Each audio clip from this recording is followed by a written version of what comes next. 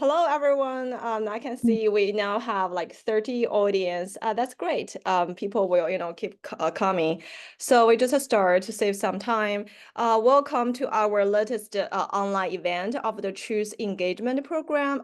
This time we talk about the teaching, especially in our earlier academic career. Today we have three wonderful speakers. Our first speaker is my colleague at the University of Arkansas at Little Rock. She is an assistant professor of geography in the history department. And before joining the UA Little Rock, she was a teaching assistant professor at CU Boulder and a postdoc researcher at Texas A&M. Welcome, Kyung Song.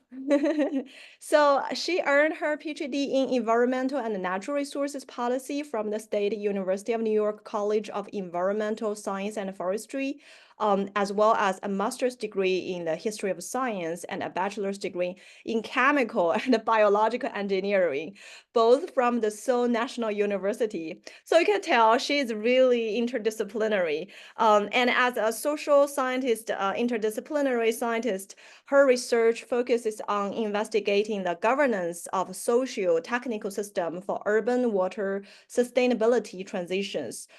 She teaches courses in human geography, environmental history, and environmental justice, and has a strong interest in integrating sustainability across the curriculum. So many of her courses and actually are those that I personally would love to take. So I'm really looking forward to her sharing today. Okay, Kyun Song, I will just pass it to you. Okay, hi everyone. As he just introduced me, my name is Kyung San, and I'm assistant professor of geography in Department of History and University of Arkansas and Little Rock. So actually, I'm in conference now, so I try to leave early, but I'm sorry if there is any background sound or someone is passing by. I'm so sorry to hear that. So I'm now in DC for American Geophysics Union conference, and there's a 27,000 people in here. Okay, so I just mentioned, here is my academic background. And I am very interdisciplinary person. And I started my study in chemical and biological engineering, but I wonder how those new technology is embedded in our society. And I realized that there's a lot of the challenges to embed those implementation of those technology. So I made my mind, changing my mind and study history of science, especially focus on South Korea. And then I did my environmental and national research policy.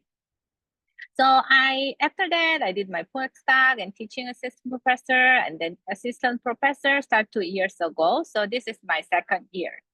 And throughout this academic journey, especially in the United States, so this is my 10th year in the United States, and I was trying to learn more about teaching.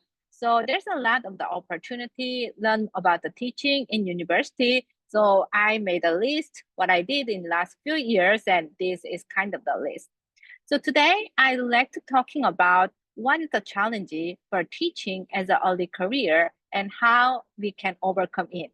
Especially, I would like to focus on the resource which we can assess and we need to access. So what kind of the resources are available and how we can use it. So I'd like to ask some questions. So I know many of you are in your PhD journey. How many of you actively thinking about your future lore as education, not just about the research? Can you raise your hands and put your hands? Maybe there's not many. Yes, there's not many. You just to say like this. So that was my challenge. So when I started my PhD, and I was thinking about, okay, I want to be independent research. I do like to do my own research, and I do like to follow my academic question, but I was never thinking about to be an educator or anything about teaching. So that is a challenge for me. When I was in job market, I realized that I have no idea about the teaching, but the job market asking me about the writing the teaching philosophy. but I had no teaching philosophy at all, and I have no teaching strategy at that time. So at that time, I realized that, okay, academic would like to make me not just of the researcher, but I need to be an educator. So that was my challenge. There was no formal training in teaching pedagogy. And I realized that it is not just my own challenge. As you just realized, most of the PhD students, regardless of what they are studying, what they're researching, most of them have no idea about the teaching pedagogy because we are here to be a researcher, not a teacher. Another challenge for me was that there was no prior experience as a student in the United States, especially for higher education. I started my PhD in the United States, and that was my first experience. I've never had any exchange student or any other experience in the United States. I feel like United States is kind of the totally new for me. So when I'm doing my EA, I realized that, oh, the culture is totally different because I'm originally from South Korea. And as you may know, like our university culture is totally different. There's a hierarchy between the student and professor. So, and also in our culture, it is not usually discuss something and not raise our hands for the question. So those kind of experience was totally different. So I had two challenges. I have no training in teaching pedagogy and also no experience in the student in the higher education. I'd like to try overcome those challenges and how I did that. That is today's approach. Like I was leverage available resource because you don't have to reinvent the wheel. So there's so many resources you are able to use, increase your awareness about the teaching and also learn more about the culture in American university. So I'd like to explore some of that. So there's three different kinds of the research are available inside of your university that is important and that is more accessible and outside of your university. And nowadays we are connecting this online. For example, this workshop is connected us in an online in a different place, but we are connecting. So those online community are available for you for increase your teaching capacity. So first, inside your university. So have you ever heard about Center for Teaching and Learning or any similar name in your university? Yeah, you may know. But there was a challenge, especially for the graduate student. You're just busy. You're very busy to taking your course and also you're doing research. So you're not much interested about what they are doing in Center for Teaching and Learning and something. So I did my PhD in SUNY ESF, but actually that is a part of the Syracuse University. So when I was a graduate student, I took some seminar from the Center for Teaching and Learning in Syracuse University, but I was not much interested before I was in job market because job market asked me to writing down the teaching philosophy. So I had no idea at the time. I first realized that teaching Center for Teaching and Learning and visit them as the hub.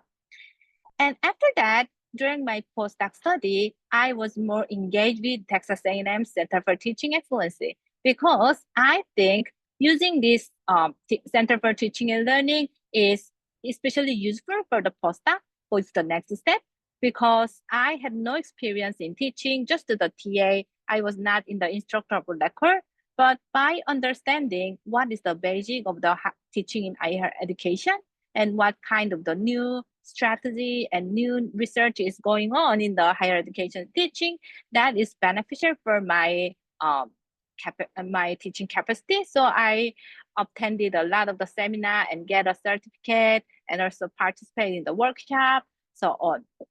And after that, I got a job in University of Colorado Boulder. I was more engaged in Center for Teaching and Learning. So I attended a lot of the seminar and also I had a consultation. So they have a consultation program, like they visited my course and also they give me an evaluation about each course, what I did good job and what I missed it, how I can improve my course.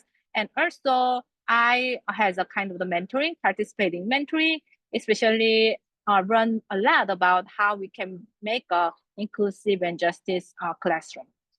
And now in UA Lilla, there's also academic for teaching and learning excellency, and they have a like monthly seminar. And one of the seminar, I gave a talk about sustainability across the curriculum, and that is why he asked me to talk something about teaching in here. So there is a difference among the university. So for example, like a huge R1 university, the center is very huge. For example, University of the Colorado Boulder, there's a lot of the stuff. As you can see, the all of them is a staff for the Center for Teaching and Learning, and they are very specialized that. However, compared to that, if you are working for the small college or like teaching college or other like little small size, for example, our university currently, there's no center. So just for the like some academy, which called that some faculty are involved in. And also there's some staff for the online teaching and instructor designer, but still the size is very small. Anyway, they have some resource in your university, and that is very, very useful for you. Especially for graduate students, I'd like to highly recommend to check the website of the Center for Teaching and Learning because first, you can learn basic of the teaching in higher education. So you'd like to know more about what is the active learning, what is the project-based learning, and also what is the inclusive and justice learning. They have a lot of the seminar. And they usually provide some certificate program or nowadays micro credential program. I think that is the beneficial for you too because it will be good for your CV. It will be a strength of your CV, and also nowadays in digital like CV things like that. For example, LinkedIn, you can put in your badge, so you can show how much you are interested in teaching and you have knowledge about the basic understanding of the teaching. And also they provide us some service or advice about the writing down the teaching philosophy because we don't know where about the teaching, but based on what you have an idea about the teaching and also what the university or specific job position is asking, you can develop teaching philosophy and ask feedback from the Center for Teaching and Learning. So that is another useful. And furthermore, if you are TA or instructor of record, they are happy to visit your class and give you feedback. And especially there's some specific method about evaluation of teaching. So for example, one of my instructor designer visited my course and they have kind of the spreadsheet. They are counting in quantitatively like what I'm doing, like for example what I'm explaining now or what I'm engaging with the student, and they also count what students are doing. For example, students are listening, students are thinking, students are sharing. So and they made a short report about what I did during my teaching, and that could be also your teaching portfolio. And also if you'd like to ask some letter or any like for teaching portfolio for them, yeah, you can use that for your job market, and also you can show how it is your teaching well. And so those kind of the benefit is you can get as a from the Center for Teaching and Learning. So you can I highly recommend to use that. And also in some university, there's some funding opportunity, not just about the RA or TA from those center, but if you are participating in specific program, and you can get some stipend, or if you wanted to participate some conference, they are support you. So just to check the website and ask what they are doing for increase your teaching capacity. And I realized that it is also good for faculty member, especially early career. So as an early career, we need to write down every annual review in every year. And also we need to start to make a tenure packet, tenure review packet. And that kind of the certificate, micro credential, and participation of the teaching, some professional development is like evidence for you are working on teaching, and it is evidence for your professional development. And furthermore, same as a graduate student, they are happy to visit my course and they are giving you feedback. And also there is a good place about the new teaching strategy. So not just about the active learning and hands-on learning, for example, like ungrading or some like role-playing game, and also nowadays using AI, something like that. So there's a lot of the teaching strategies coming, and you can learn about like a new teaching strategy from the center.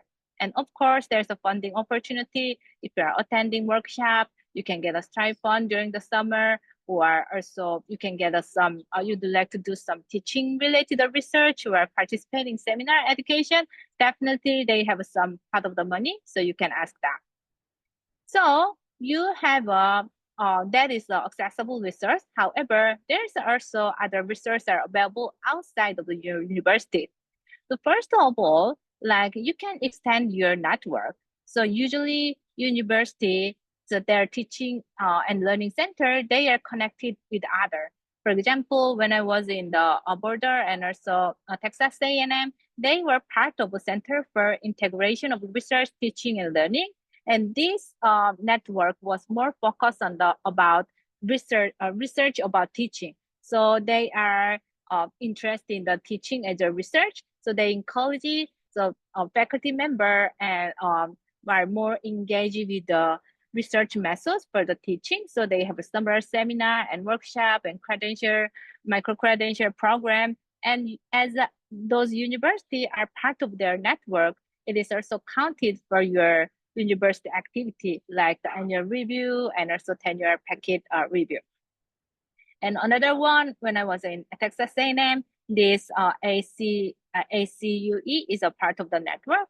And based on those kind of the network, you can access other seminar, webinar, and also other program and article. So it could be more expanded network.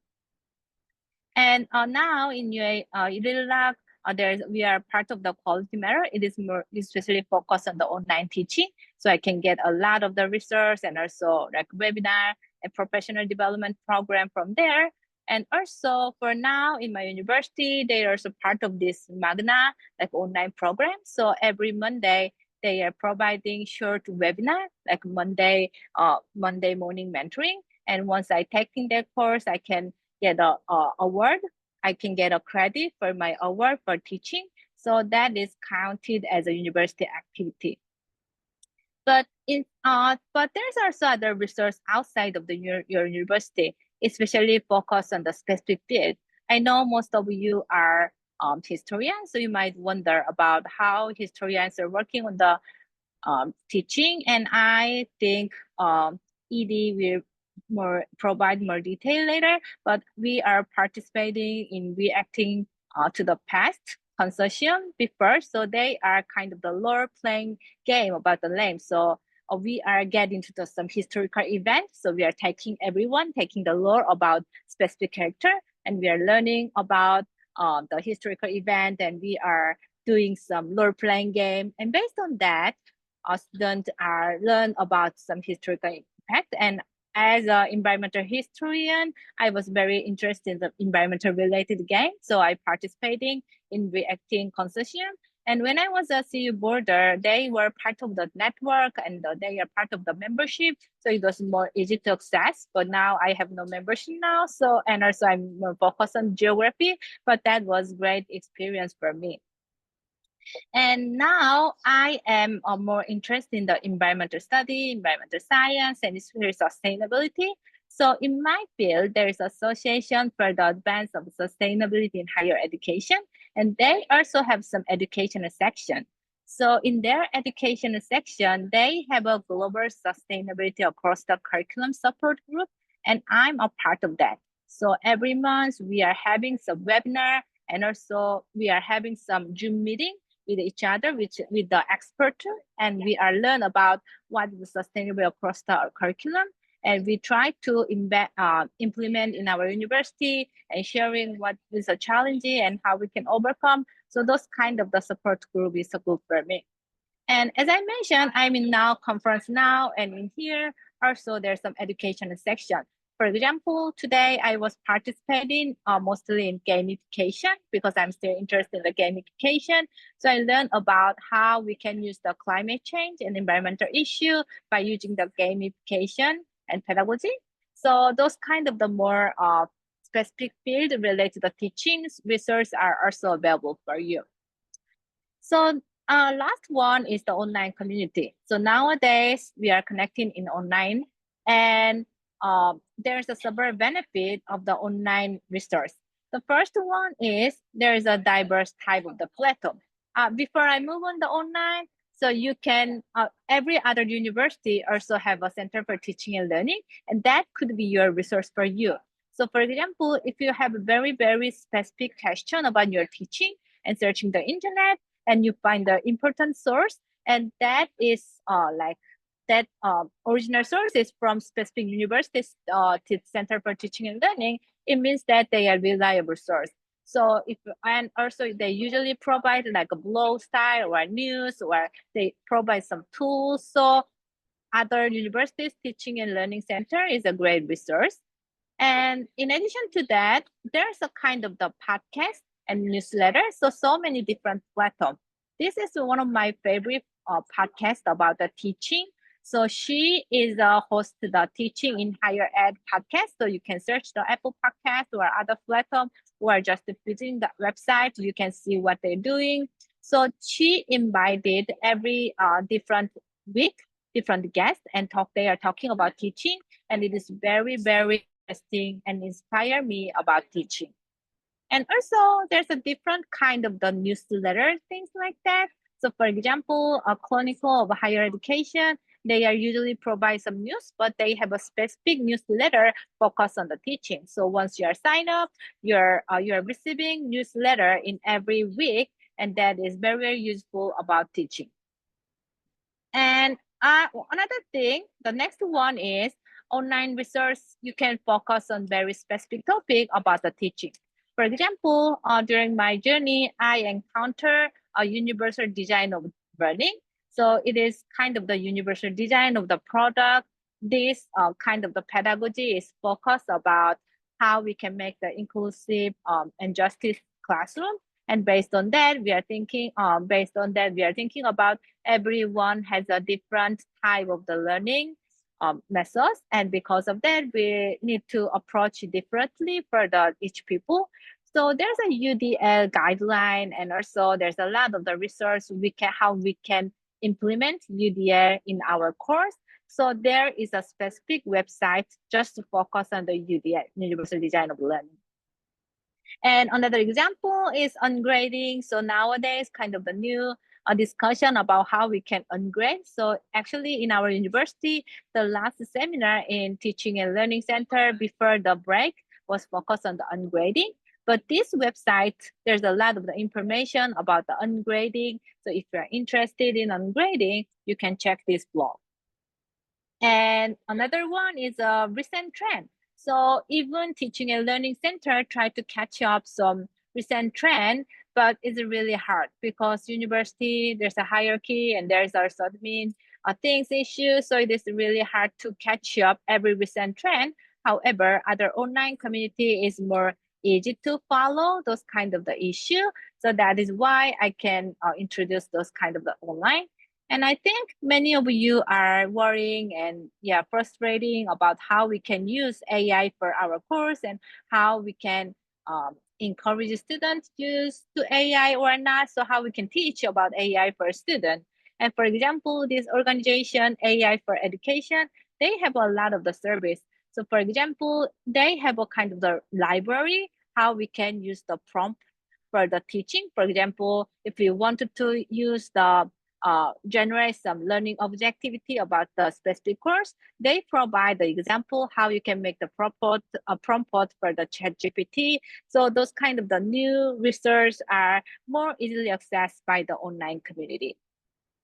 And another one is this is a very interesting website about WonderTool, and they are providing a lot of the new tools, including AI service. So they are talking about how we can use not just about the focus on teaching, but the website owner is the professor. So it's very interesting the teaching. So they also provide a lot of the idea about how we can use the new tools for teaching. So I would like to talking about how we can use those resources.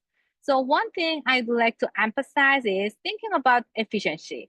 So I know you're very busy, but there is something you need to do for now for your future. For example, I highly recommend to take some micro credential or certificate program for teaching if you're in job market or if you're a graduate student. And so this thinking about the efficiency, and also if you are learn something about AI teaching, maybe it is very, very useful for in the future. So you cannot take everything, but there's something you can do now and it is more beneficial in the future. And also thinking about the strategy. So that is the uh, that is the strategy. So everyone in the different in university, different also different field of the study, and also different interest. So focus on the what you need. So what would you like to do? Well, even in the same teaching, like some people are interested in specific like teaching strategy and some people are not. For example, I'm very interested in the gamification, but maybe some of you are not interested in. So I think it is better to have some strategy, what kind of the teaching related resource you'd like to use. And the last tip is practice.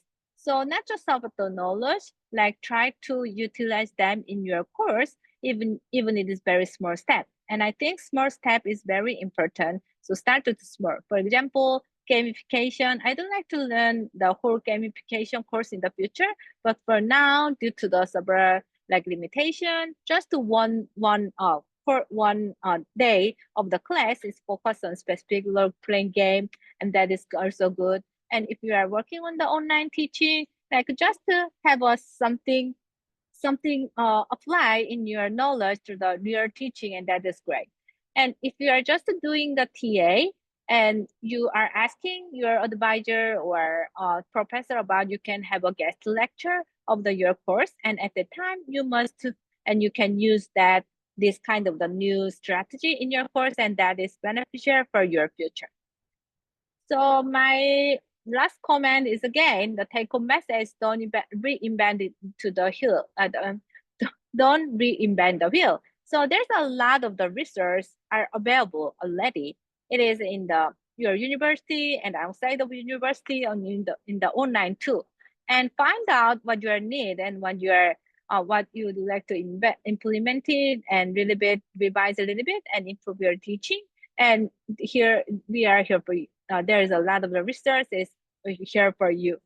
So I hope this is a good opportunity to thinking about the resource are available for teaching. And I do like to, yeah, this is my end of my presentation. Thank you, everyone. Thank you so much, Kyung-sung. Kyung-sung is one I feel like she is really one of the most creative person I recently know. And many of the strategies, yeah, I think is really good for like both the TA or early career teachers to try. And actually I have many questions to ask Kyung-sung, but we will leave those questions to the Q&A. So our next speaker is Beth Xintong Liu. And hi, Beth.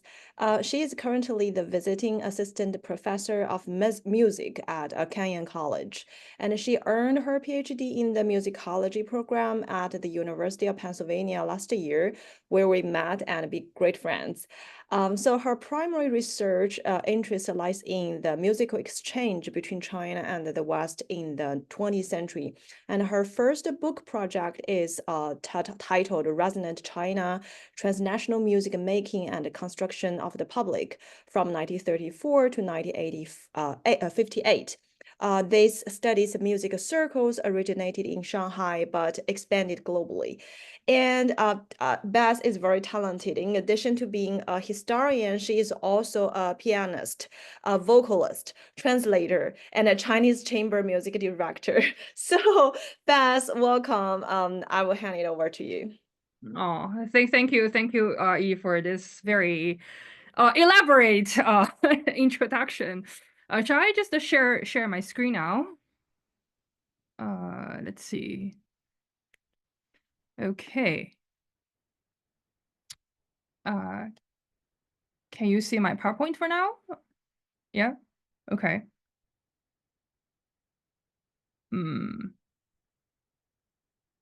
Does it look good? Does it look good from your end? Okay, good. So hi everyone. My name is Beth Xintong Liu. I'm currently a visiting assistant professor of music at Kenyon College, and this college is located in Gambier, Ohio. I myself, my expertise, my discipline is called historical musicology, and I also earned my degree in historical musicology from University of Pennsylvania. And my friendship with Yiren can be traced back to the seminar of Dr. Si Yanfei in the year of 2017. So we spent most of the years in grad school together. Although we are from two different departments, but I befriended historians a lot. So my current position at Kenyon College is my very first job. I graduated in the summer of 2023, and after that, I moved from Philadelphia to Ohio immediately in the summer. So today I'm going to just not necessarily to come up with a really comprehensive lecture about so-called teaching philosophy. Dr. Lee just mentioned about how lofty this word like philosophy can be. So through today's lecture, I just want to share something about that I found rewarding and worth to share in this very short presentation. And I'm very grateful that Yiren got me engaged in this short workshop. So to say a little bit more about my current situation and my daily life. So at Kenyon, our teaching load is 3+2. And this semester, I'm actually teaching in two different departments. So besides my own commitment at the music department, I'm also teaching an intro to Asian and Middle Eastern Studies at the Asian and Middle Eastern Studies department. This semester, I'm teaching one class in the history of Western art music. I'm teaching a first-year seminar in my own music department, also on the history of Western classical music. And then I'm teaching the intro to Asian and Middle Eastern studies from the perspective of music, theater, and performance. And by the way, this Asian and Middle Eastern studies is a new concentration here at Kenyon College. And within this kind of liberal arts curriculum, this word teaching does not only refer to what we do inside the classroom. It also refers to what we do outside the classroom, but very much related to the development of students. And currently, my position comes with a couple of different service as well. So besides teaching in the classroom, I'm also committed to other duties within the department. For instance, sitting in concerts, sitting in during students' recitals, and it's really interesting that this week is our jury week. So within the music context, jury means that students perform in front of the faculty members, and we are going to judge whether to let them pass or not no pass. So jury, that's another duty that I'm committed to. Besides sitting in concerts, sitting in students' recitals, evaluating their studies in various aspects, some of the other services that I am engaged during the past during this past semester also includes for instance, serving in the Fulbright scholarship application, also advising students graduate school application, as well as advise students conference presentation. It seems like students are getting into this kind of professional academic career earlier and earlier on, and some students they are thinking about applying to grad school, or they are applying to grad school right now, and they are starting to present in various conferences. And I did my part in doing this kind of advising during the past semester. Within this kind of liberal arts curriculum, I feel like the key word, the key phrase of so-called teaching philosophy here is being really hands-on. Being really hands-on including I imply different the phrase of hands-on referred to different things. So you are within this kind of a curriculum, you are expected to get to know your students really well, and you are expected to in this kind of environment, most of your students will be engaged in different departments. In my current department, all of our music majors, they are double majors. So beside majoring in music, they have other a second major, for instance, history, for instance, math, English. And you are expected to get to know them really well. You are expected to know their progress in your own class, and also for the completion of their major. And beyond your own department, and you're supposed to become aware that your teaching does not only focus on the education in your own discipline, but your teaching has to fulfill the purpose of the entire liberal arts curriculum. So that is one thing that's is very special about liberal arts environment. And you have to, for instance, when developing students senior capstone projects, you have to be aware that you have to coordinate with the timeline of the other major that they are also committed to. So a lot of things that we have to juggle among teaching in a small liberal arts environment. Here I have include a picture that is my so-called Ellen DeGeneres moment of my Music 291, Women and Gender in Music. That is the group photo that we took at the end of the last year, in the fall 2023.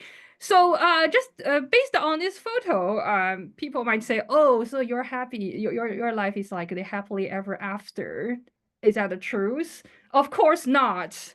You know what? I have just did a little bit of Google 1 hour ago, and I just searched for the term college professor meme, and that's the best answer I got from the internet of like what my friends think I do, what my students think I do, what my colleagues think I do, what my parents think I do, what I think I do, and what I actually do.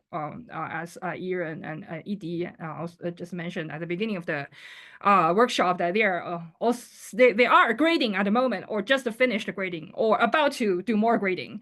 So and kudos to all of us who have completed a lot of the grading throughout the semester.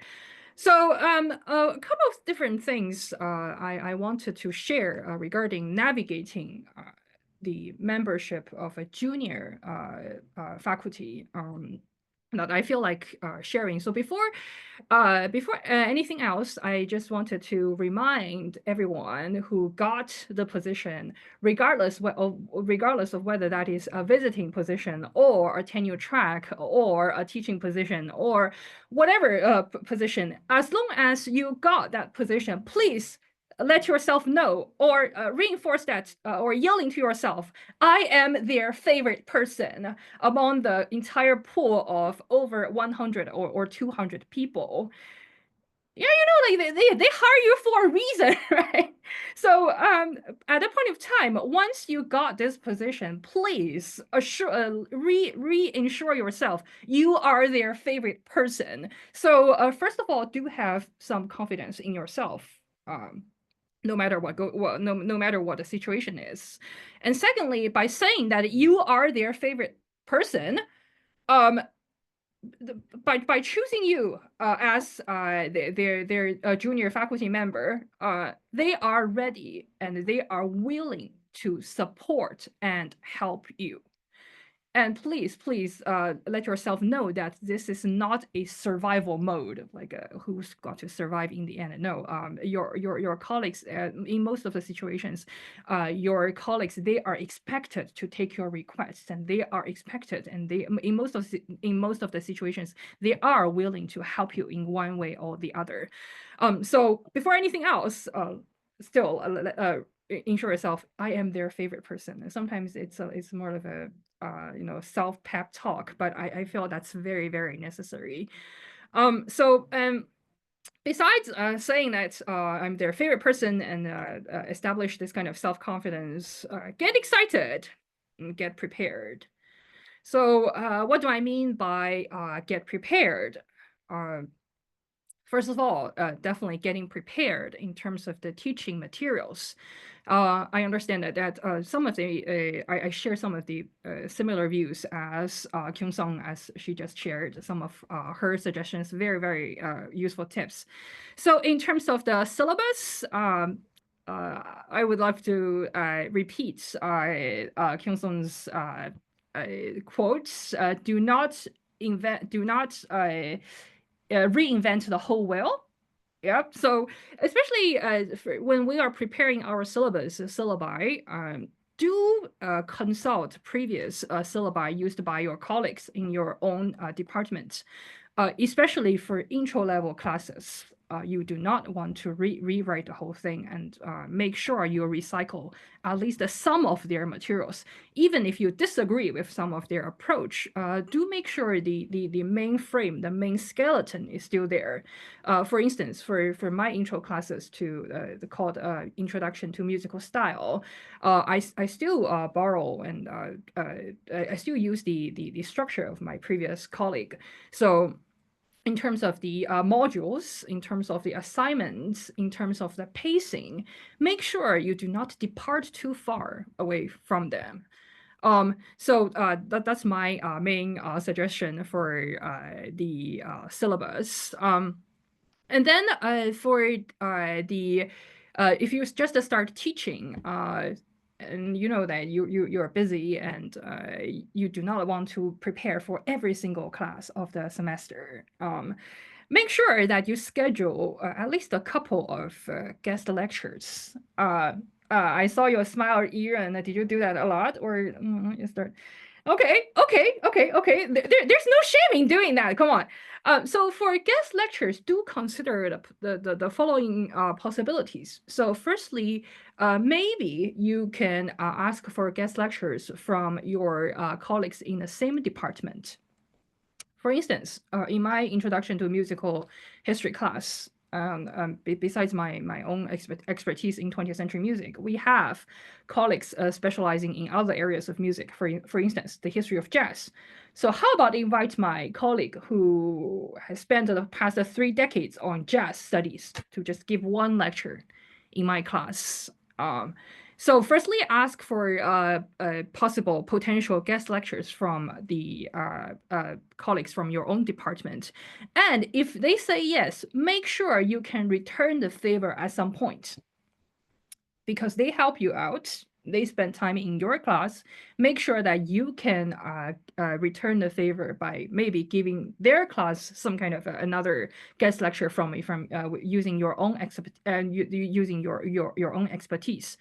So that's the within the department. And then secondly, since we have Zoom now, right? So and we can zoom in our colleagues from other institutions, especially those who are our peers in the same pace and in terms of career. And if you engage your peer scholars, colleagues from other institutions, well, firstly, make sure that they're getting paid by your own departments. And secondly, well, I have I would like to frame that as some kind of a win-win situation. That this is for instance, for when I engage my PhD students from the University of Pennsylvania, it's a good thing that they can have on their CV if they have some kind of external teaching experience. So in terms of guest lectures, firstly, engage people from your own institution, your own department. Secondly, ask for help from your peer colleagues, scholars. So those are my previous 2 points regarding the syllabi as well as the guest lectures. I feel like those are the 2 fundamental things that you can do to make your teaching, make the preparation for your teaching more effective and productive. Thirdly, well, I think that's very important, and also most of those were covered by Kyung Sung. Do engage with on-campus resources. They are there for a reason. For instance, the Writing Center, the libraries, And within the library, there can be there are different departments that specializes in different things. Make sure you know the librarian who is in charge of your discipline. And for us, for our college, there are 4 or 5 different librarians, and each one of them will be each one of them takes responsibility for different disciplines and subjects. So make sure you know the librarian who is responsible for your own discipline. And the other center, well, by now you should be very familiar with the name. We call that CTL, Center for Teaching and Learning. And within the CTL, the Center for Teaching and Learning, also we have different people who specialize in different things.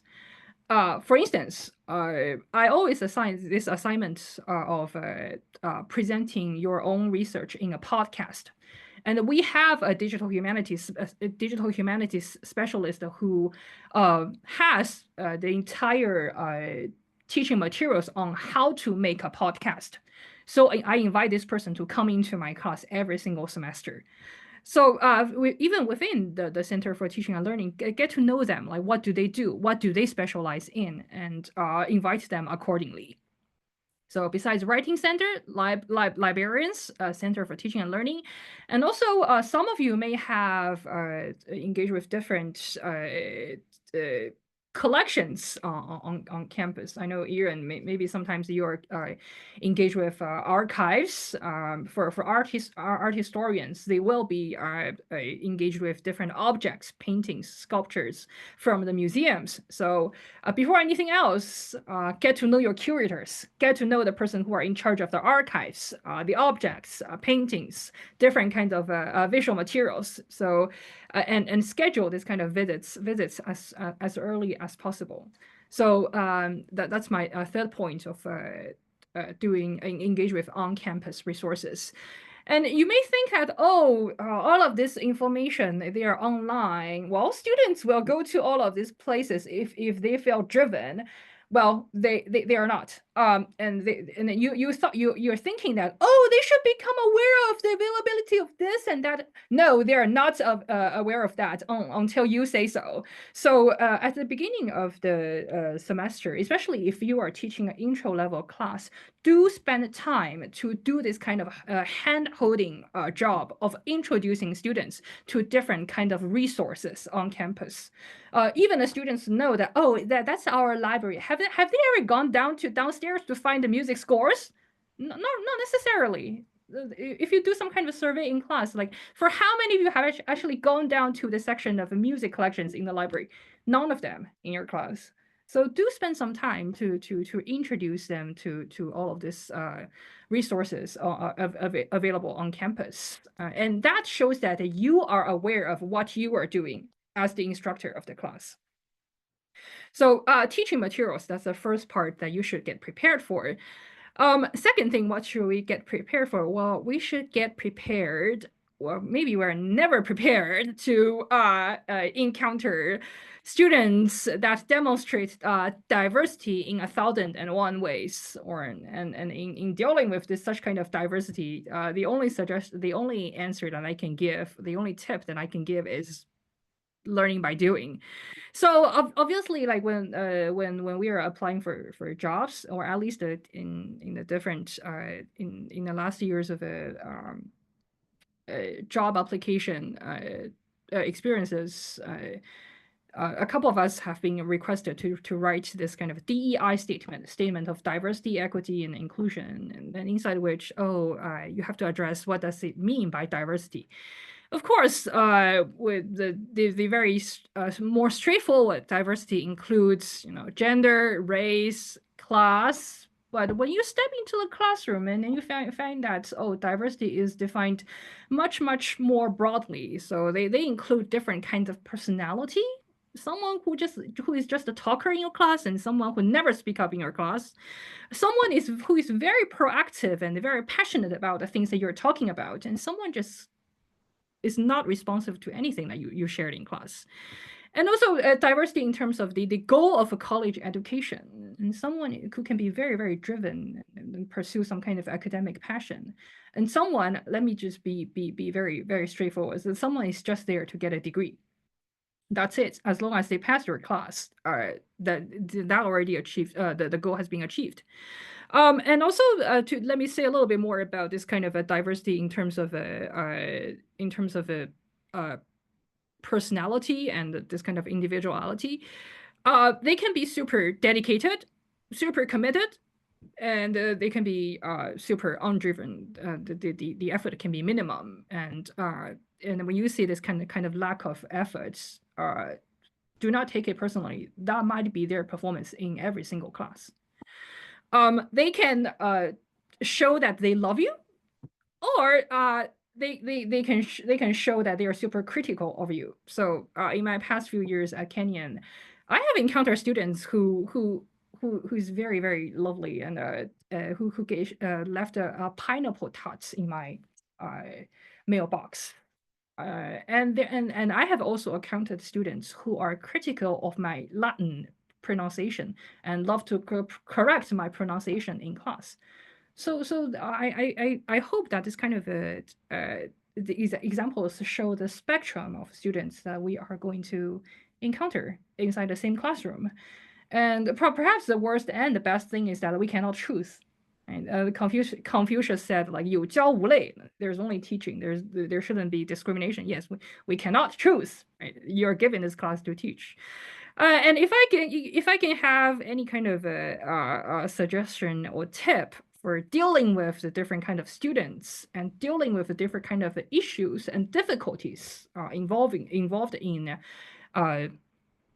helping students and in giving students guidance, my only suggestion would be fighting monsters and leveling up. In Chinese, we have a phrase saying 打怪升级. I do not mean that students are monsters. I mean that the difficulties and issues are monsters. And believe me, even as I'm only in this job for 3 semesters, and today is the end of our fall semester. Every single semester, and you saw yourself improve. We do not only see students improve. We as faculty members, we also improve. And also, I have to say that as Asian women junior faculty members, sometimes you feel that you do not receive as much respect as other faculty members who are senior to your understanding, who are senior to your standing. Do not take it personally. If you encounter people who do not show your respect, that's their problem. That's not your problem. So I mean, as at least for from my perspective, and also from some of my peer faculty members, especially if you're young women, you do not receive as much respect. Sometimes we examine ourselves, like, what's wrong with us? But in the end, there's nothing wrong with us. Sometimes it's their problem, not yours. So shall I move on? Okay. So some of the observations that I got from a so-called macro level of my of the teaching. So surrounding the pedagogy that we deliver in the liberal arts environment curriculum, surrounding our pedagogy is a whole set of relations. In Chinese, people say 关系. Yeah, that's very, very relevant. Surrounding your pedagogy is a whole set of relations that we have to cultivate within our institution. So constantly asking yourself, like, where am I? Like, where am I inside this huge assemblage? I know that assemblage theory is quite popular recently. So and applying that to our own pedagogy, like, where am I in this assemblage? And what kind of relation do I develop with my colleagues? And like within this umbrella term called colleagues, there are different kinds of colleagues. So how do you talk to your senior colleague? How do you talk to your peer colleagues? How do you talk to the different colleagues who teach different subjects? For example, in our department, we have people who teach academic subjects, for example, music history, music theory, composition. And there are other colleagues who are adjunct faculty members who come in 2 days a week, who teach cello, piano, voice, and several other instruments. How do we initiate conversations with them? How do we cultivate a friendly, a good connection with them? I think all of these connections that we cultivate with our colleagues are very important to our teaching, because we deal with students who take classes with us and also take classes with other faculty members. So you need their help and you need their support to get your teaching going. And when if there are a certain circumstances coming up and you need to address certain things to the dean, to the provost, think about what kind of voice, what kind of tone that you should be using to address different subjects, issues to the leaders and who also support you in different ways. So my point is that you have to really, based on the different set of relations, come up with different kind of voices that you feel comfortable with, and at the same time very effectively help you to communicate with the surrounding community. So I have a little bit of time. Let me just do a little bit of summary and tips. Sounding, performing, and meditating, those are the 3 words on my title page. So by saying sounding, that as new faculty members, as a junior faculty members, make sure your voice is heard, because when you are new to a community, people do not really know you. So you have to like make yourself heard in many of the situations, ranging from, for instance, class selection and to the student senior projects. So in different kind of situations, make sure your voice is heard. And secondly, I hope that people can agree that teaching is definitely a kind of performance, an art form that takes time to refine. And also, well, since I'm also a musician, you know, performance, it takes time to practice. And that's also something that Kyung Song just mentioned. It takes practice and to improve, to make yourself feel more comfortable. The last point that I including on my title page is meditating. Well, by saying that, firstly, I mean, do not aim for perfection, and there's no perfection in terms of teaching. And instead of aiming for an A+ like teaching evaluation, instead of thinking, oh, how should I make my students like me? How should I make my students feel the most comfortable? Always checking with yourself, how do you feel? And also aim for self growth over especially over the first couple of years in the teaching. That's also a suggestion from one of my senior colleague. I know that as junior faculty members, as junior academics, many people tell you your main task is to publish, is to write and publish and write and publish. It seems like teaching is a burden. Well, I think teaching is not and should not be a burden. It is a very good, it is a very necessary part of the entire process of professionalization. And also it kept asking you, like, what kind of a relation did you develop with the surrounding world, and what kind of person am I becoming over the process of interacting with those who are younger than me. So that's it. I welcome all kinds of questions, and thank you very much. Thank you, Beth. Thank you so for this very passionate talk. That is reason I really love Beth. She's really an inspiring person. And I will also invite all of you as guest lecturers in my course in the near future. Okay. Okay, so our last speaker today, not the list, is Dr. Edie Wu. Edie is O'Brien Developing Professor and Assistant Professor of History at Elon University in North Carolina. And her first book focuses on Chinese student activism in 1957. And her second book project studies the transformation of Chinese higher education in the early 1950s. She also served as a book review editor for PRC History Review from 2018 to today. And she practices and promotes historical role-playing games and ungrading strategy in teaching. She is developing a role-playing game based on the dialogues between student activists and government officials in 1989. I want to try this game. In addition, I know she's also a great dancer. So without further ado, Edie, your turn. Thank you. Thank you so much for that introduction, Jenny, and thanks for inviting me. Also, I think I really want to thank you for organizing all these wonderful events for us early career and junior faculties. And I think it's really important to create this kind of community for us to share our experience, our teaching, our research. So I appreciate all your work. So here you can see my slides, yes? Since I'm the third speaker, I do think there will be some repetitions, but as you know, teaching is repetition, right? We need that to remember the lessons we're learning. But I do think there are some differences between me and the first two speakers, which I really enjoyed. I would love to talk more with you too. But in terms of the differences, I do think because I came to the States starting as an undergrad for a liberal arts education, I actually went to Oberlin College, which is not too far from Kenyon. I do think I benefit from that liberal arts education a lot. And actually, I do think it helps me when it comes to going on the job market and having that background. And another difference is I don't know if I should still call myself a junior faculty since I just submitted my tenure portfolio this year. This is my 7th year of teaching, right? So, so hopefully I will be tenure next year and move on from the earlier career. No, so my teaching, sorry, my talk today focused specifically on the role-playing games as well as on grading that I both practice in my class. And I also want to briefly touch on the scholarship of teaching and learning.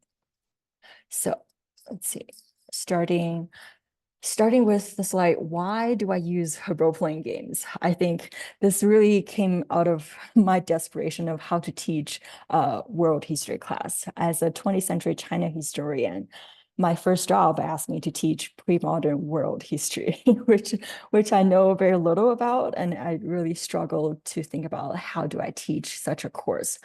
And actually, this came out of a failed campus visit when I did my teaching demo. Obviously, I didn't know much about teaching, and I probably lectured way too much. And during that campus visit, I first learned about this pedagogy called reacting to the past. And the faculty there really use a lot of the games. And that's when I realized, maybe I should explore this pedagogy and experience it and experiment with it in my world history classroom. So that's how I started, right? The pre-modern world history, I actually used one of the games here on the second one from the left, the Athens 403 BCE game. Do I know much about Athens in 403 BCE? Probably not. So I think one of the most advantages of using role-playing games is you're not the one who's center of the stage. Students are the center of the stage, and you do not need to lecture too much about what happened in or providing too much of the historical background. But instead, students actually have to do a lot of the research to learn about their characters and to give speech and engage in debate. And so it's really less lecturing and more student active learning. And so that's what I really appreciate of this pedagogy. And here I give you 5 covers of the games that I have used. I have used more than this, but I think here are some of the highlights. The first one is the French Revolution game, and the second one, the Athens 403 BCE game. I do think they're really lively. When I use them, students really love these 2 games. And the last 3 on the right side, they are more East Asian history related. You can experiment in your teaching of East Asia. So currently, the only published China game is the 1587, like the Wan Li game, which is about the succession crisis. So if you read the book, right, the year of no significance, then that's really the basis for this game. And then for 20th century world history, I get to use the book about India, 1945, regarding the partition between the Hindus and Muslims. So that's a really good game, but it's also very complex. And then the last one on the right side, Japan, 1941. forces students really think, especially as American students, to think on the other side, what are the decision-making process if you are a Japanese military official, right? Like, why would they decide, or whether they would decide to invade Pearl Harbor, right? I think for American students, really useful to think on the other side of the world. So these are just some of the games I used in my world history teaching. But again, I'm not expertise in most of these topics, but you can use these games to learn along with your students. And in part because you do not have to lecture all the time, right? You do not have the burden to actually know too much about these games before you use them. Let's see. So learning through games, I think I listed some of the useful objectives or learning objectives. One of the most important thing as a historian, right? It's what we call the primary source analysis. And in each of these games, there is a packet of primary sources at the end of the game book. Basically, it provides students with resources for them to use when it comes to giving their speech and engaging in debate. So I require my student, when it comes to giving their speech, they have to include some quotations from these primary sources. Some of the sources are, for example, written by the characters themselves that they can use, or written by other characters they get to use to either agree or to challenge, right? So this kind of primary source analysis, it's really crucial for historians, right? And the game actually forces students to think about, how do I use a primary source and how do I analyze them? And another important learning objectives through role-playing games is public speaking. This is something that we don't usually practice in a history class, where students don't get to practice too much about public speaking beyond giving presentations. But in these game settings, they have to impersonate a character, right? And they have to give a speech based on the character's view. And I also ask them to engage in a Q&A. Basically, they have to defend themselves on the spot. And that's usually quite challenging for most students. Obviously, there would be some students who are, natural, excellent speakers, but that's usually rare, right? And the students are mostly nervous about doing this kind of public speaking. But because in each semester, I try to use probably 2 or if not more games in my class. And so students, you can actually see how they improve their public speaking by the end of the semester. Right. So the third one, regarding research, I would say the student, as I mentioned, do have to do a little research, about their characters. They are provided with what we call a role sheet. Basically, it's an outline or a guideline for each student to learn about their characters. But in order to impersonate that character, they do need to go beyond the role sheet. They do need to do additional research about these characters, especially if they want to win the game, if they want to do well, they have to do a little research about these characters and the character in historical context. It's not just how we reflect upon the character and retroactively, but how the historical character reacted from the time period. And then regarding some historical concepts that we're trying to practice through these role-playing games, the first one is about empathy, right? I mean, historical empathy, meaning how can we put ourselves in someone else's shoes, even if we do not necessarily agree with them. I think historically, there are a lot of characters we do not necessarily agree with. For example, people who are slave owners, right? Or people who discriminate against women.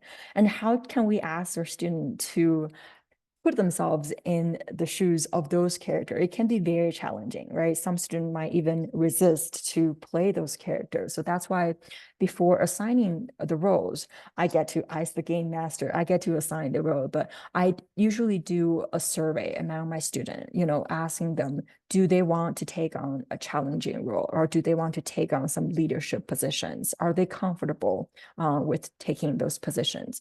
But I do think it's very important to practice empathy, to understand from a different person's perspective. And especially, I think for most American students who are taking these kind of world history class, they usually don't know much about these historical contexts, right? So it's very important for them to put themselves in someone else's shoes. And then lastly, in terms of historical contingency, I think this is really something when we use a history textbook that we don't get to teach much about.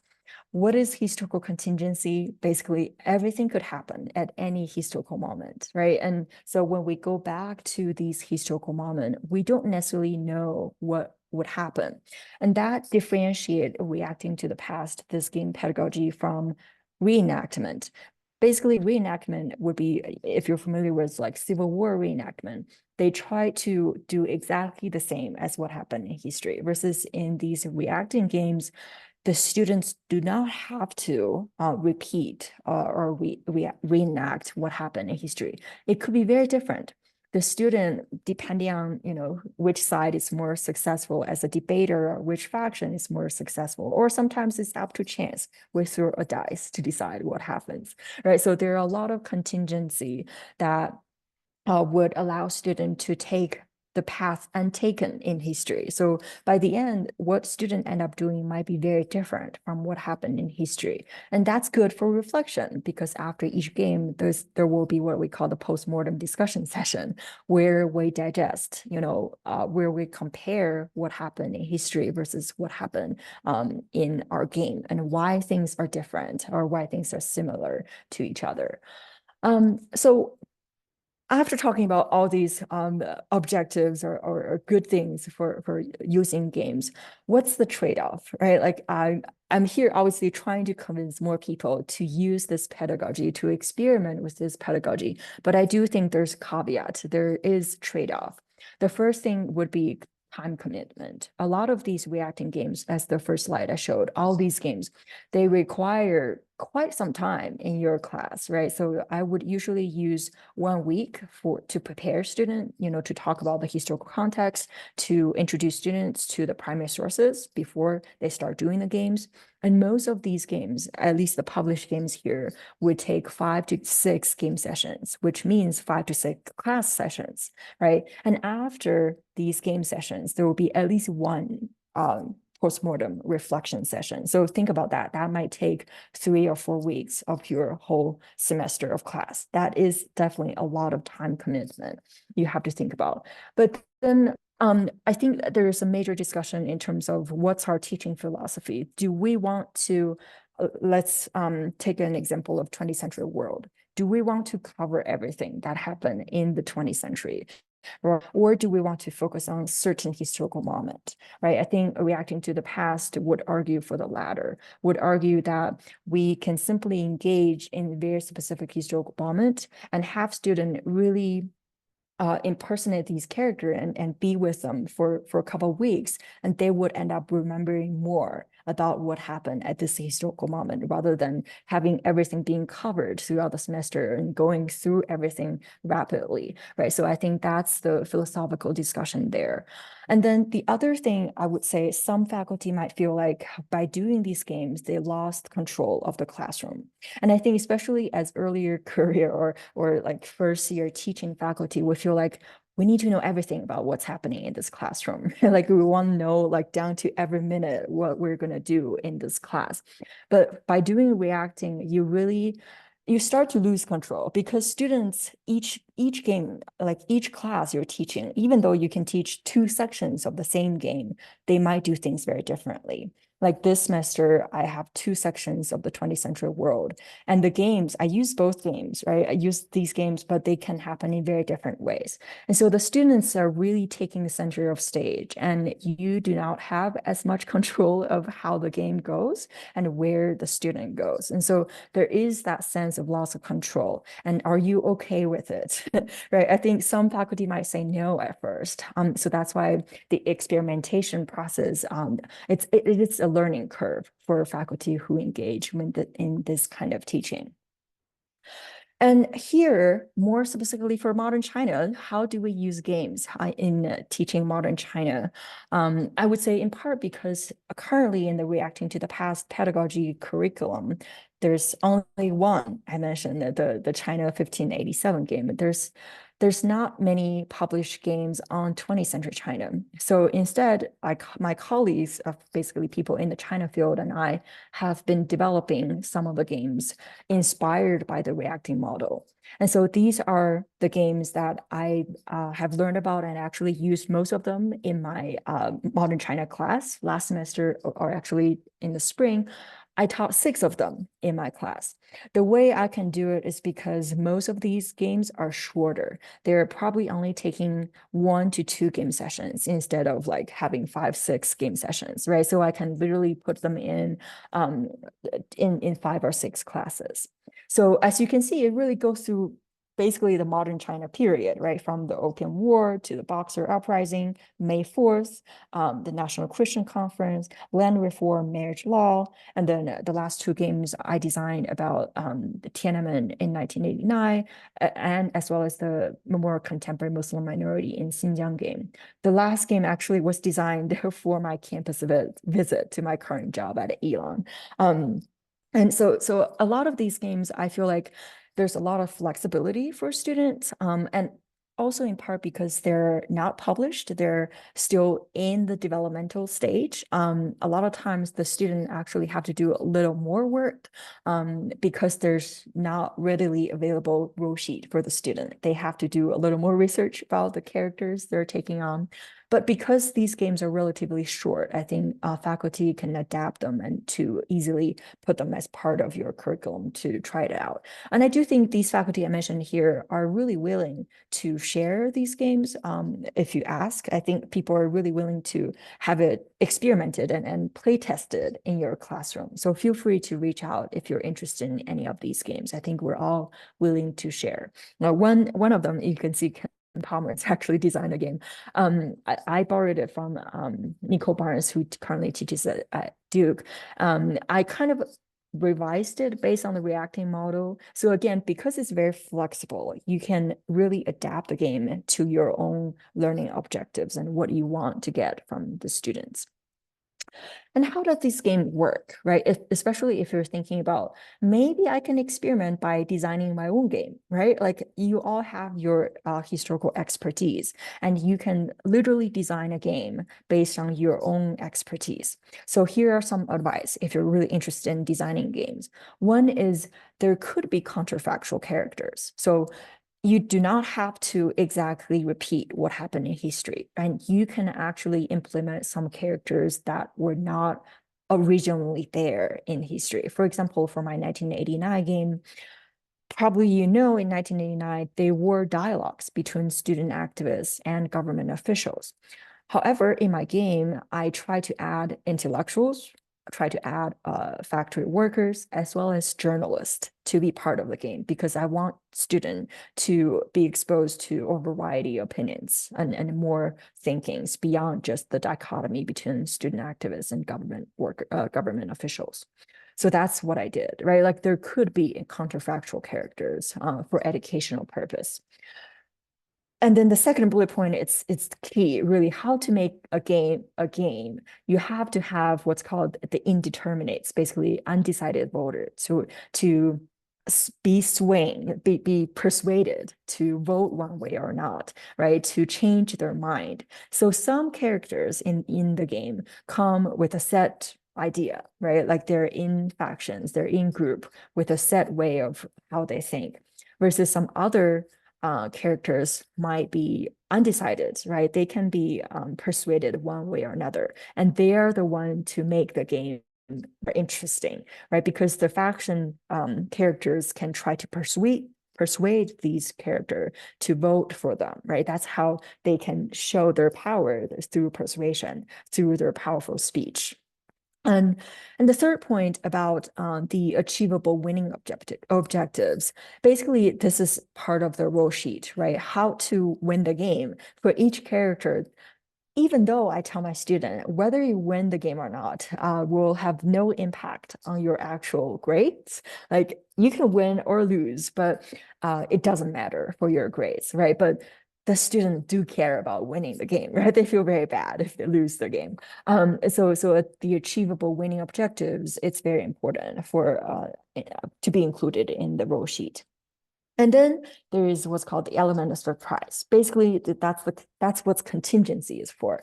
There might be the die roll, there might be secret agenda for some of the characters. That's what makes the game fun, right? Students usually don't know about the secret agenda ahead of time. They would only be reviewed at the postmortem after the game. And then people realize, wow, I mean, I have no idea this person had some secret agenda. For example, there are some people with assassination power, right? So it can be really amusing. With detrimental consequence. So the element of surprise really make the game fun. And then I just have to reiterate, right? There is a difference between what happened in history versus what happened in the game, and they do not have to be the same. That's what make the reacting game different from other reenacting experiment.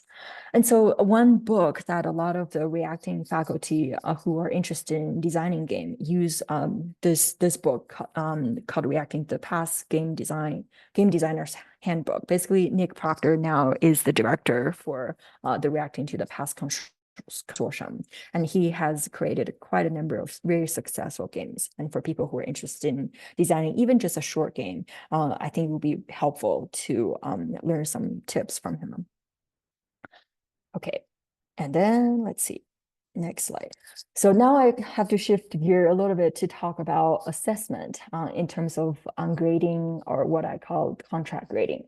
For people who are unfamiliar with the concept, what is ungrading or contract grading that I use? So this is how I define it. Contract grading is a form of grading which results from cooperation between the instructor and her students, and entails a contracted number of assignments of specific quality that correspond to specific letter grades. So the major difference here, instead of assigning a letter point grade to individual assignments, I provide comments and suggestions for improvement. I do not assign a grade. But the students should revise any assignment if they're marked insufficient.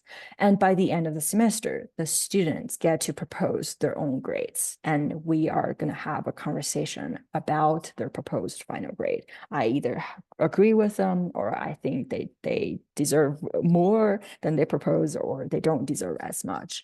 All right, so I think it's a negotiation process when it comes to assessing student, when it comes to their grades. Why do I do this? Let's see. So why do I do this? I think I have a slide somewhere. But before that, this is how it looks like. I do provide what I call a contract checklist. Basically, when it comes to student proposing their grades, they're not proposing randomly. They have to use this checklist, right? This is an example from my Tango class. So basically, I list everything that they need to do in this class, both in terms of quality and in terms of quantity of the work they need to do. And in order to achieve the A or A- checklist, they need to do all these work, right? Or if they want to achieve the B, that's the amount of work and the quality of work they have to do, and C and below, right? This is basically accountability. Like, again, the students are not proposing their grade however they want. We're both using the checklist to make sure we hold each other accountable. So here, why do I use contract grading? I think as someone who grew up in China, right, and went through the Chinese education curriculum, I think we all know grades should not be the sole purpose of learning. It's much easier to get a good grade than to learn and grow as a person, right? I think especially growing up in East Asia, we probably are all A students, right? We're very good at taking exams and having high scores, but that does not usually translate into actual learning, right? So the grades really shouldn't be the only reason for someone to learn. And the student, if they want to learn, they need to look beyond just getting a good grade, right? And then I do think for students to think about their own learning process and assessing their own work or their own progress, make them more independent and more of an agent, like of their own learning process, right? They're not just subjected to us as teachers to grade them. And then also as an instructor, I think it's counterproductive, if not a waste of my time, to justify a grade that might seem arbitrary or even unfair to the students. I basically write all these in my syllabus to the students whenever I use contract grading, right? So they understand why I use this strategy. I do think contract grading does not necessarily lower the amount of work. I think some people have this impression, oh, if you use ungrading, you don't grade as much. That's not true. So basically, when we use ungrading, that does not mean we do not grade. We still grade in the sense we still provide feedback. We still provide comments. We simply do not give them a letter grade or a score, right? And it's for the student by the end to propose their own grade. I think that's really the major difference. And how does it work? So usually I do 3 evaluations, one at the beginning of the semester, one during midterm, and one at the finals, right? Those 3 self-evaluations are based on the criteria outlined in the syllabus and then align with the checklist that I just showed you in terms of the A, Bs, and Cs, right? And basically I do meet with the student at the beginning of the semester, around midterm, and then finals, right? These 3 times it's one-on-one conversation with the students. It is a time commitment, I understand, but I do think this kind of grading allows you to have more interaction with your students and to be more democratic about the way you grade and about how students actually learn. So there are some concerns. Do students propose a higher grade than they deserve? Actually, sometimes you can be surprised that students propose lower grade than you think. Some students can be very critical of themselves, right? And they would propose lower grade than I think they deserve. So I would tell them that. But there are also some students, especially white male identifying students, tend to propose higher grade than they think. And that's also when I would point out, if you want to get that grade, you need that kind of quality or a certain type of work you need to turn in. Right. So again, the checklist is there to hold them accountable. And then does contract grading work for all classes? Not necessarily, in part because if you have a large lecture class with 50, 60 students, you simply can't meet with every single one of them 3 times throughout the semester. That's just way too much, right? So it usually works better for a smaller classroom and also for writing intensive class that you have scaffolding kind of process or research assignment, right? I think that works better for those kind of classes. Now, do you have to use contract grading throughout the whole semester? You do not. You can start experimenting with just having part of your class using contract grading and to see how it works, right? Before you use contract grading or ungrading through the whole semester, right? So experiment first before you really dip into this water. And lastly, I think I'm running out of time almost, right? So in terms of scholarship teaching and learning, when we were in grad school, nobody was thinking about even doing scholarship of teaching and learning. So what is SOTL, the scholarship of teaching and learning? It involves faculty. Sometimes you can include students to work with you to undertake systematic inquiry about student learning, informed by prior scholarship on teaching and learning, and going public with the results. So usually we now do have our expertise in terms of the history or beyond other disciplines, right?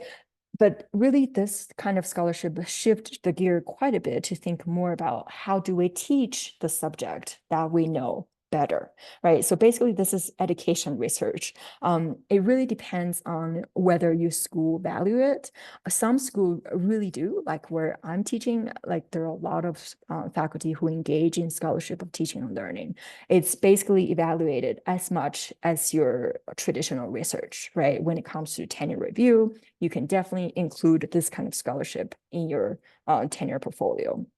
So, but if it's a R1 school or some other school who don't really necessarily appreciate this kind of scholarship, don't waste your energy here, right? But I'm saying this is a very different path from where you started as, let's say, a China historian or other disciplines, right? Maybe when you're in grad school, you never thought about this, but now because we're all engaged in teaching, potentially if you really want to invest in how to teach better, you can invest in this kind of scholarship. And there's some publication channels, for example, Education About Asia, Asia Network Exchange. These are journals for these pedagogical scholarship that you can publish. And then finally, some tips. I think I hear it's the most repetition with the first 2 speakers. Learning, you learn through the teaching process. You don't have to know everything when you start teaching. You simply are learning along with your student. And then you focus from how we teach to how students learn. I think there's a difference between how we teach versus how students learn. And the more we think about how students learn, the more it helps with how we teach. And thirdly, teaching is a practice, right? It's not perfection. Teaching of art with no perfection, but it can always be improved, right? That's when it comes to be really helpful to take those workshops on pedagogy, right? To get some micro credentials, right? And there are always opportunities to improve, to practice. And visit your colleague's class or have your colleagues visit your class, right? To observe others teaching or have others observe your teaching or try to co-teach. You can learn from each other as co-teaching faculty, and then find the community of shared interests. Like for me, in terms of reacting, I find faculty across disciplines, like in physics, in political science, and all the other disciplines who are interested in reacting, and you find your community, and that's very important in your learning career. I think I'll end there. Thank you. Thank you so much, Edie. I just made this season. I will use a role-playing game in my next Chinese history teaching. Okay, so we still have like almost 25 minutes. I will just open the floor to our audience. I'm sure many of them have wonderful questions to you. So anyone have questions could just, open your audio or, raise your hands or just type in your questions in our chat box, either way.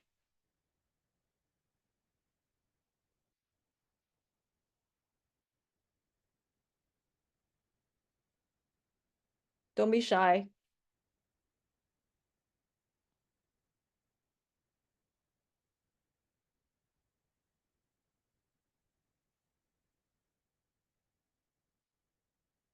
I actually very interested in the role-playing games. Like, I first heard Edie talk about this like 2 years ago at AHA conference, right? And also Kyung-sung also mentioned about this game.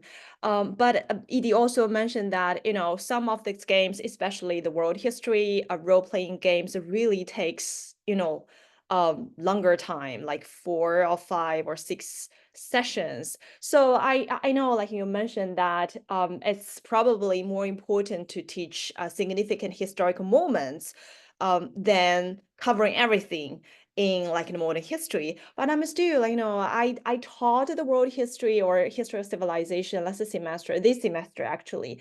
How, if I just have the concern that if I just focus one or two games, how could I give students a broader picture of how history came from the past to our today's life? Do you have such concern, or how you find the balance between these two? Yeah, I definitely struggle with balancing between the depth versus breadth, right? So this semester when I teach the 20th century world, I kind of did half and half. So I do have a textbook that's very concise. It has like a total of only 6 chapters covering 20th century, and each chapter is about 15, 20 pages. And so I have students using the first 3 week of class to do like chapter readings, like 1 chapter per week. And then we do some like news report or films to talk about the chapter content. And then after the 3 weeks, we start the first game, which I did this year was the Yalta Conference, 1945, like after World War II. And for that game, I did about 3 weeks, right? And then we go back to the textbook for another 3 weeks. And then we move on to a second game, which I did the Rwanda genocide. And so I think there's some sort of balance between the two. But I would say, when it comes to what students would take away or what students would actually remember from your class, usually they would remember the games. They don't remember as much about the textbooks, right? Yeah. So because you spent more time doing it, students naturally gravitate toward that. Yeah, that's true. I feel like, when I lectures, a lot of students just, they do not take too much from the heavy lectures. Yeah. So I will definitely try the role-playing games in my future teaching. And also, Kyung-sung, you talked a lot about those teaching resources in our home institution and outside, the in-home institution, also online. I just curious about how you. I mean, I know you are very energetic, you are a very efficient person, but I just how you find the how you find the time to use, or just to browse, or to find the resources, how to start. Do you have any practical strategies for our audience today, where we should start, especially for those like PhDs, they will finish their academic works, that they will go to the job market. What kind of the most useful thing they should do to improve their teaching? Yeah, so regarding the game, so I also have a comment. So Yeah. in the Reacting to the Past, they are not just a huge game like a whole semester, but they also have a micro game. And one of the micro game I like it is a kind of the making history. So this is the website for the making history, and it's very short. But I think that is kind of the good exercise, especially the early semester, like ice breaking and so on. So I participate in the Reacting to the Past their annual conference, and they have a kind of the time to play game. So you can revise a little bit in the shorter. So at the time, it was just a half day. It means that we can divide it into 2 day, like in a 1 week. So that is possible. And also that I think the idea itself of the gamification is important. So you don't need to bring others game, but you can invent or you can use other resources. For example, one of my cultural geography class, we are talking about immigration in the United States, and I found out interesting role-playing game. So I made a small card, and everyone has their lore about why they are choosing immigration, and I divided in that. And there's a kind of the Alice Island is here, so they are talking about their story, and students are discuss about that. So there's a lot of the way you can just adapt it in the short. Oh, I see. And regarding your question, I think it seems like long, but actually I try to do my best. I like balance is the important. So thinking about what is the most important for you. For example, especially for the graduate student, if you are like first year, second year, I mentioned like micro credential or certificate course. I think that is one of the good target because it usually take the 1 year, and like they have every like monthly meeting or something, so you can see your time. And if you are just in the job market, just use your like more personalized one. For example, they usually have a consultation session about your teaching, so you can just go there and you can ask your teaching how it is going. You can ask and how I can improve and how I can improve in my teaching philosophy. So you can use more personalized one.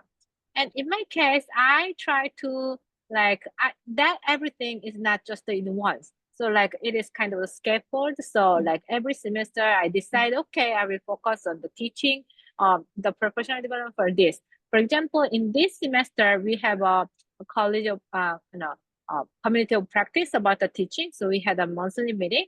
So that is kind of the one of I did during this semester. And also maybe next semester, if I have a time and I can do other. And I think everything is scaffold. So not just do everything in once, starting to a small step, and it could be bigger. Or if you are not interested in, you can go another. So there's a lot of way. And for graduate student and faculty, the most important resource is the Center for Teaching and Learning. So just to go check your website and what kind of the resource or workshop, seminar is upcoming. And if you don't know where, just to ask a question and visit them and discuss. I'm like this student that I would like to know more, and they provide more information about it. Yeah, thank you. And also, I noticed that you, in all those resources you mentioned in your presentation, there is one website titled AI for Education. I'm wondering, do you, use any specific, method or approach from that website to apply to your class? Yes. So they have a prompts like a library. AI for one. I tried. Okay. Here, I would like to share my screen once again. Yeah, you can. Yeah, please. Where this now? Here. Okay. So can you see my screen now? Yes. So they have a chatbot prompt library. So that is for the teaching, but not just about K-12. But for example, I think it is also useful for the higher education too. So for Mhm. example, in your course, you need to make a rubric. So here is the guideline about how you Oh, I can see. ask AI to make a Mm. rubric. So like here is the rubric prompt, and there's examples, Mhm. and also like how especially for AI related Mhm. assignment, like how you can, and also there's some strategy.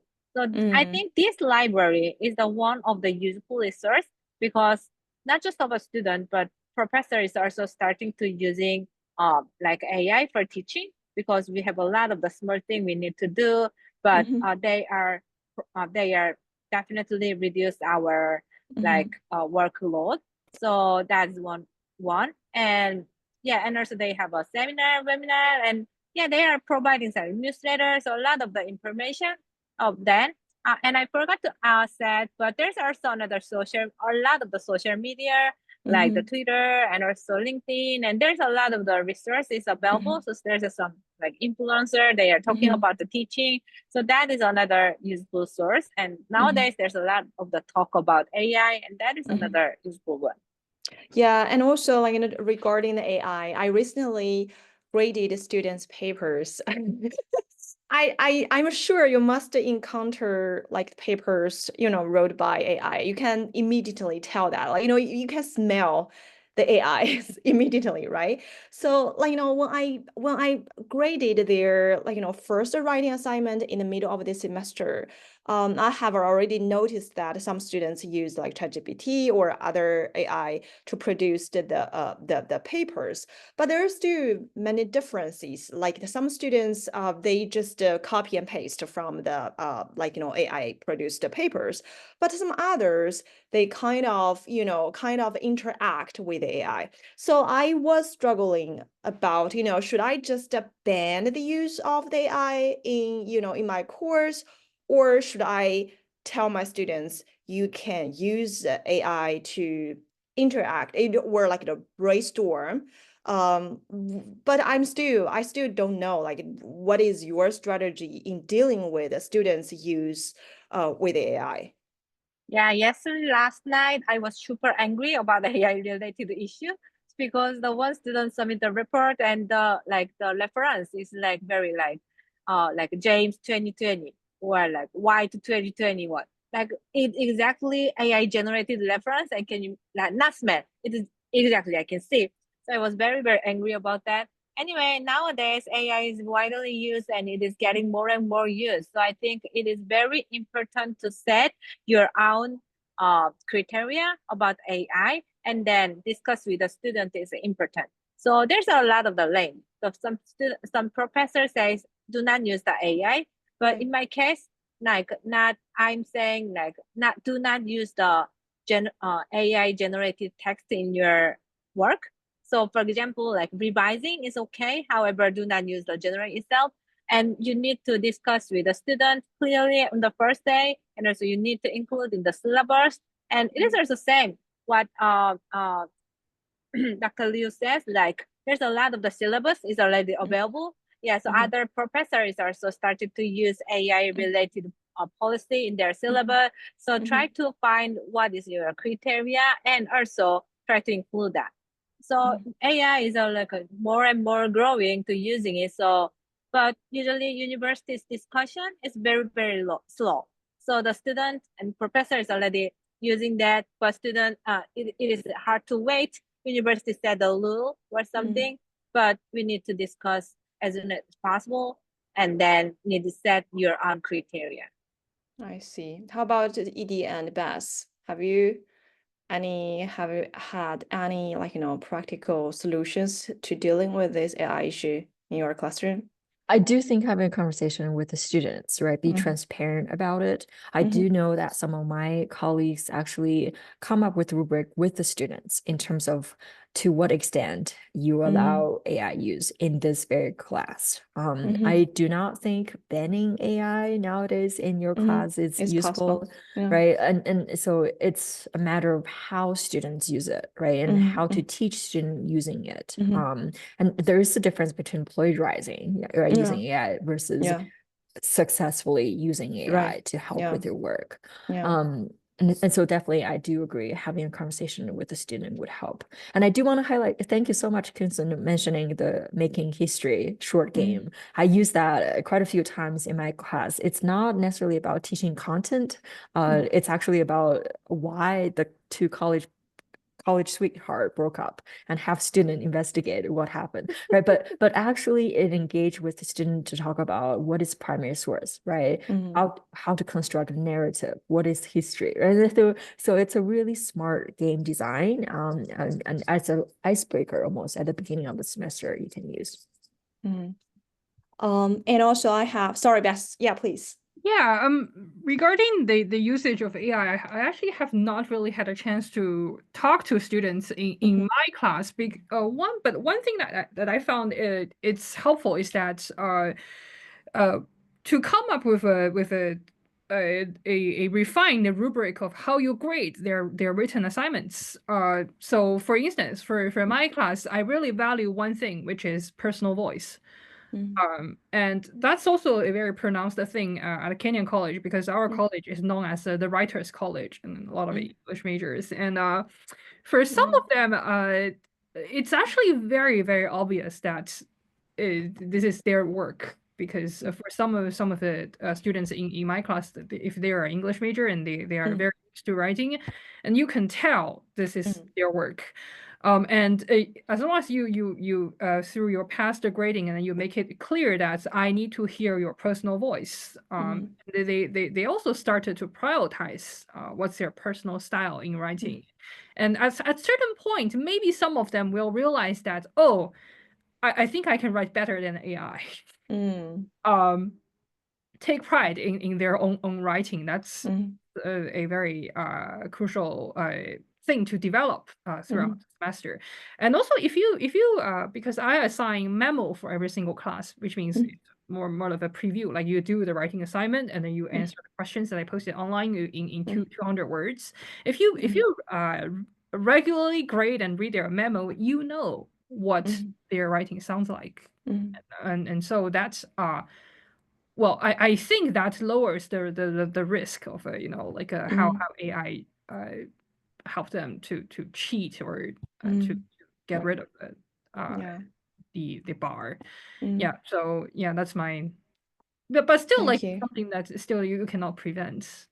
Yeah, I think, yeah, I agree. There's no, like, this is impossible to ban AI in our classroom or in our life. But I just, yeah, I don't know. Like, I had a conversation with the students after I graded their first assignment.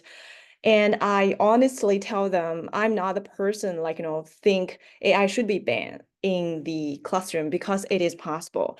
But after I talked that, after I had that conversation with the students, for the final assignment, I find more students kind of practice AI writing. And most of these cases did not produce good results or good papers.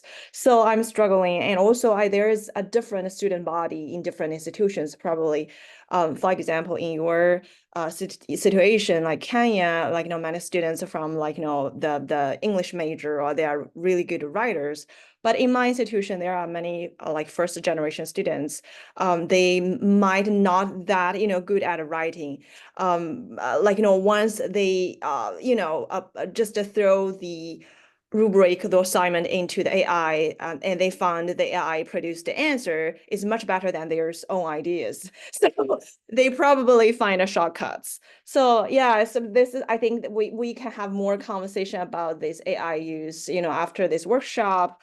Like, probably can find more strategies to dealing with this. And actually, I have another questions for Beth. So I totally agree with you about, you're talking about the teaching is not only limited to the classroom, right? So you spend a lot of time in, like, sitting in concerts or recitals, students, like in different applications, like, grants, graduate schools, or other conferences. And also Edie also mentioned that, for example, the contract grading, that is kind of, use of take a lot of time. That means you committed yourself to a lot of one-on-one communications, right? So, but as especially for the early stage, early career academics, like, the teachers, educators, I'm always struggling with finding the balance in time expenditures in my research and in teaching. So do you have any, I know, like, I remembered with the recent conversation between you and me, like, talk about the best way to to guide our students, or to help our students to grow, like, to develop themselves, is to spend more time in them. But how we find how we find the balance in our research and teaching self-growth. Do you have any practical solution or strategies to help in the early stage, the scholars to deal with these issues? I'm still struggling with it. Yeah, I mean, early career teaching is hard, and it is time consuming. But as we start to repeat our classes, I feel like the time the time that we spend on every single class declines accordingly, and for to get to know our students, I think as time proceed on, we can start to observe some kind of trend. I do not mean that everybody is the same, but sometimes the problems uh, the problems that took place are shared. So they do share some of the similar problems, and in terms of the so-called red flags, and know that certain kind of behavior is associated with certain type of students. So I'm just thinking that as time proceeds on, you just get more adept with dealing with all of these problems, and the more adept that you are, you get to deal with all those problems, the less time consuming it more likely to get. Yeah. Yeah. Edie, do you have this same feeling? I mean, you have already in your 6th or 7th years in teaching, right? Do you have the feeling like, with the years and years, the time you spending in teaching or in dealing with those issues you encountered in the teaching is just, last time, or just, new issues every semester, every year? Well, I think you don't want to stress yourself out thinking I have to be good at teaching and research and service all at once. I think you want to look more strategically into your school's priorities. I think at R1 schools, research is still absolute priority, right? More so than teaching and service, versus at my school, teaching is the absolute priority, right? And I see. so like once you make that alignment with the priority, you should feel okay sacrificing your research or teaching or whatever priority that's not. And so in a way, for me, because I've been teaching at mostly teaching-oriented institutions, right? So I do feel like my research is slowed down quite a bit. I simply do not publish as much as some of my China historian colleagues in other schools, right? And I simply have to come to terms with that. I think because I spend a lot of time with teaching, right? And because that's a priority. And also, I think really aware your work really defines what kind of work you do, right? Like, so that's why the scholarship of teaching and learning is something new to me. And that's something I realize my school really appreciates, right? So I want to develop more in that direction, even though the China field, if we define it, doesn't necessarily appreciate that as much, but my institution does, right? So I think you should not define yourself just because your grad school defines you in certain ways, right?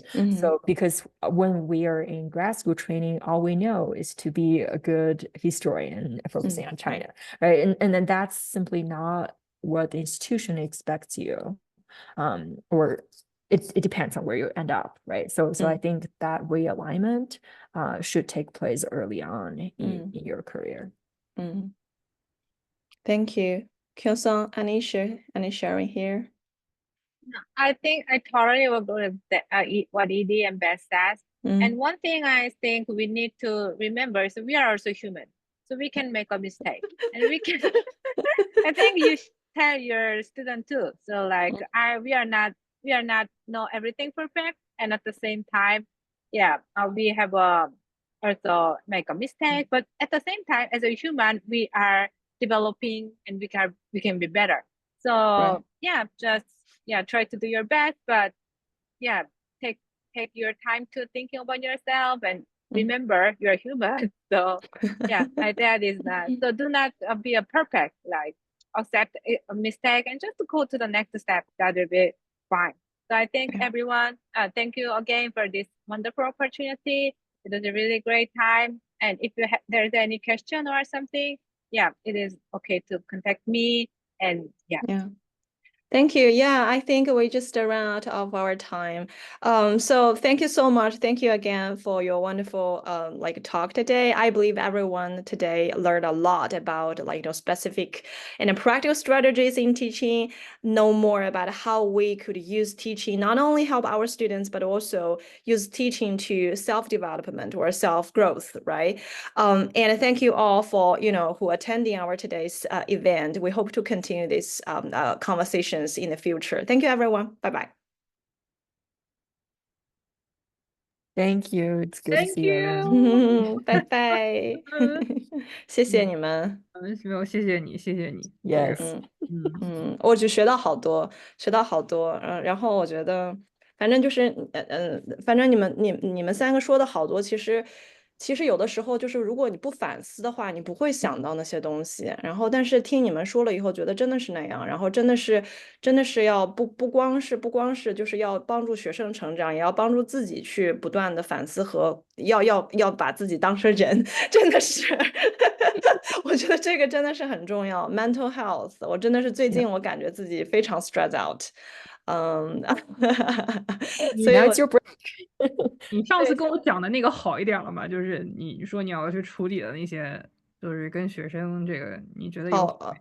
对，好了，就是肯定会遇到很多，我觉得可能一迪会有更多的一些经验吧，毕竟你教了很多年书了嘛。然后我觉得我今年第一年在这儿的时候，还是会遇到很多让我措手不及的事情。就是你之前你听别人讲，你是永远不会有那个体会的。你真的是到了这个情境当中，学生来找到你的时候，你突然意识到，哦，那个是一个问题。哦，就比如说你说的，you should mention those in your syllabus. You should make this, clear. You should talk about this to your students. You should introduce these resources to your students. 然后就很多你觉得理所当然的东西，其实并不是对他们来说理所当然的。然后我觉得这个还是挺可能就是 take the time, take the practices，可能会越来越好。但是还是挺累的，其实 teaching。